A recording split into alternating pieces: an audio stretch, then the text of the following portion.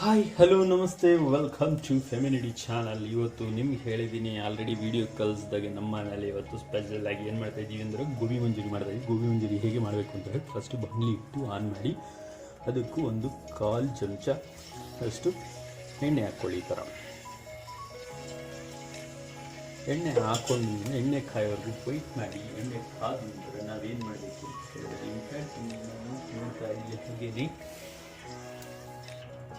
ಇವಾಗ ಒಂದೊಂದಾಗಿ ಐಟಮ್ ಹಾಕೊಂಬಿಡೋಣ. ಅದಕ್ಕೆ ಬೆಳ್ಳುಳ್ಳಿ ಹಾಕ್ಕೊಳ್ಳಿ ಫಸ್ಟು, ಆಮೇಲೆ ಜಿಂಜರು, ಬೆಳ್ಳುಳ್ಳಿ ಮತ್ತು ಶುಂಠಿ ಹಾಕ್ಕೊಳ್ಳಿ, ಮತ್ತು ಹಸಿಮೆಣ್ಸಿನ್ಕಾಯಿ ಹಾಕ್ಕೊಳ್ಳಿ, ಮತ್ತು ಕ್ಯಾಪ್ಸಿಕಮ್ ದೊಡ್ಡ ಮೆಣಸಿನ್ಕಾಯಿ ಹಾಕ್ಕೊಳ್ಳಿ. ಹಾಕ್ಕೊಂಡು ಒಂದು ಸರಿ ತಿರುಗಿಸ್ಕೊಳ್ಳಿ. ತಿರುಗಿಸ್ಕೊಂಡಾದ ನಂತರ ಏನು ಮಾಡಬೇಕು, ಈರುಳ್ಳಿನೂ ಹಾಕಬೇಕು.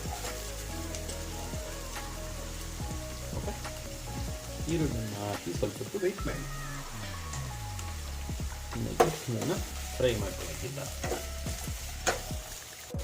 ಗೋಬಿ ಮಂಚೂರಿ ಕಪ್ಪಗೆ ಬರಬೇಕಂದ್ರೆ ಒಂಚೂರು ಒಂದೇ ಸ್ಪೂನ್ ಅಷ್ಟೇ ಸೋಯಾ ಸಾಸ್ ಹಾಕ್ಬಿಟ್ಟು ಚೆನ್ನಾಗಿ ಥರ ಕಲಿಸಿ ಅವಾಗ ಕಪ್ಪಗೆ ಬರುತ್ತೆ. ಇವಾಗ ಇದಕ್ಕೆ ನಾವೇನಾಗ್ತಾಯಿದ್ದೀವಿ, ಟೊಮಟೊ ಜ್ಯೂಸ್ ಹಾಕಬೇಕು. ಹಾಕೊಂಡು ಒಂದು 5 ನಿಮಿಷ ಕಾಯಕ್ಕೆ ಬಿಡಿ. ಇನ್ನು ಚೆನ್ನಾಗಿ ಕಲಿಸ್ಕೊಳ್ಳಿ.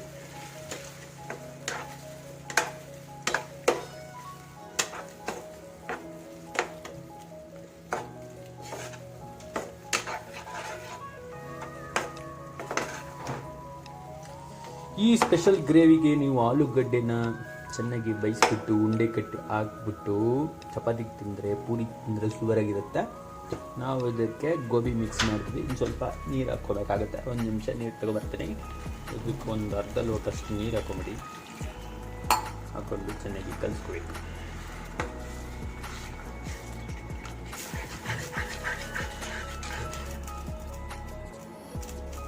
ಓಕೆ, ಕಲಿಸಿದ ನಂತರ ಏನು ಮಾಡಬೇಕು, ಉಪ್ಪಿದೆಯಾ ಅಂತ ನೋಡಬೇಕು. ತಗೊಂಡು ಉಪ್ಪಿದೆಯಾ ನೋಡಿ, ಉಪ್ಪೆ ಹಾಕಿಲ್ಲ ಹಂಗಿರುತ್ತೆ. ಉಪ್ಪು ಬಾಗಿ ಸ್ವಲ್ಪ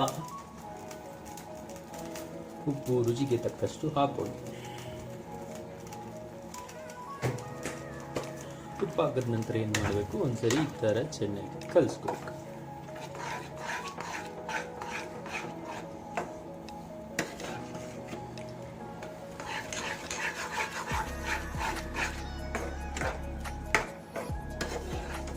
ಇದಕ್ಕೆ ಸೋಯಾ ಚಂಕ್ಸ್ ಹಾಕ್ಬೋದು, ಆಲೂಗಡ್ಡೆ ಪೀಸಸ್ ಹಾಕ್ಬೋದು, ಬಟಾಣಿ ಹಾಕ್ಬೋದು, ಕ್ಯಾಪ್ಸಿಕಮ್ ಫುಲ್ಲು ಕಟ್ ಮಾಡಿ ಚೆನ್ನಾಗಿ ಹಾಕ್ಬೋದು, ತರಕಾರಿಗಳನ್ನು ಕಟ್ ಮಾಡಿ ಹಾಕ್ಬೋದು. ಒಂದೇ ಗ್ರೇವಿ ವೆರೈಟಿಯಾಗಿ ಅಡುಗೆ ಮಾಡ್ಬೋದು. ನಾವು ಇವತ್ತು ಮಾಡ್ತಾ ಇದ್ದೀವಿ ಗೋಬಿ ಗ್ರೇವಿ ಸ್ವಲ್ಪ ತಕ್ಕೊಂಡ ನಂತರ ನಾವೇನು ಮಾಡ್ತೀವಿ, ಗೋಬಿನ ಹಾಕಿದ್ರೆ ಗೋಬಿ ಮಂಚೂರಿ ರೆಡಿ ಆಗುತ್ತೆ. 2 in 1 ರೆಸಿಪಿ ಅಂತ ಹೇಳ್ತಾರೆ ಇದಕ್ಕೆ. ಅದಕ್ಕೆ ನಮ್ಮ ಚಾನಲ್ಗೆ ಸಬ್ಸ್ಕ್ರೈಬ್ ಮಾಡ್ಕೊಳ್ಳಿ. ಒಂದೇ ರೆಸಿಪಿನ ಎಷ್ಟು ಥರ ನೀವು ಉಪಯೋಗಿಸ್ಕೊಬೋದು ಅಂತ ಗೊತ್ತಾಗುತ್ತೆ. ಇದು ರೆಡಿಯಾಗಿದೆ, ಸೂಪರಾಗಿದೆ. ಒಂದು ಕಪ್ಪಲ್ಲಿ ತೆಗೆದು ಇಟ್ಕೊಂಬಿಡೋಣ.